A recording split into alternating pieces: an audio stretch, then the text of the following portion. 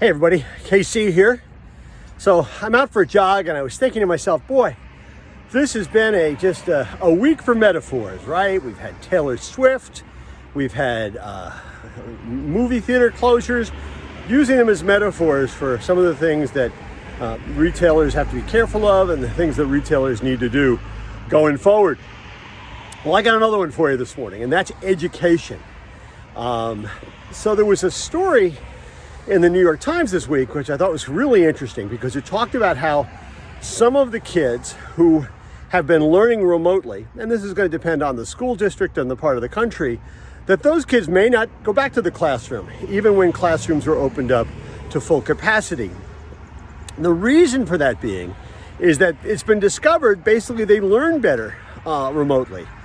Now, I thought this is really interesting. I mean, we have a lot of educators in my family, and this is a conversation that a lot of us have had, and I've always felt strongly that the pandemic and the whole idea of remote learning, for different kinds of school districts, it should have been a learning opportunity to figure out what works remotely, what doesn't work remotely, and which kids learn better remotely. And see, Mrs. Content Guy, so, I think one of the things, she's just wrapping up a 20-year career as a teacher, and it was a second career for her. And I think one of the things that made her a great teacher during her career was the fact from the very beginning, and a lot of this was because, right, she came to it as a second career. We already had kids in the school system, so you sort of know differently once you've had kids in the system as opposed to being somebody who's never had kids in the system.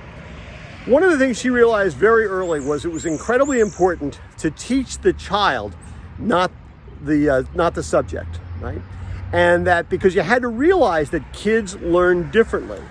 And if you could approach subjects that way by saying, hey, Johnny's going to learn it this way, Jane is going to learn it this way, I have to approach it differently, suddenly you can have a much greater impact on kids' lives. And I think that's something she was really able to do in her career. And I think that's one of the things that remote learning during the pandemic should have taught school districts, right? Now, you can't, obviously remote has its challenges. You have to figure things out like socialization. You have to figure things out like sports and after school activities and things like that. But I think understanding that some kids learn better one way as opposed to the traditional way, well, that's an important realization for school districts to have.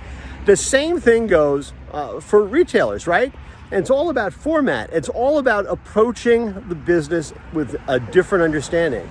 That different customers want to buy their food, want to buy their groceries in different ways. And by the way, customer A may want something different on Monday than they want on Thursday that they want on Saturday. And so retailers have to be a lot more nimble about figuring out how are they going to approach and satisfy all of those need states. I think that the word it always comes back to is the word essential. Okay, how does a retailer make itself essential to the customer in as many different ways as possible? In the same way that I think school districts need to figure out how to make themselves essential to different kinds of students at different times. Anyway, I'm going to go back to my jog. That's what's on my mind this morning, and as always, I want to hear what's on your mind.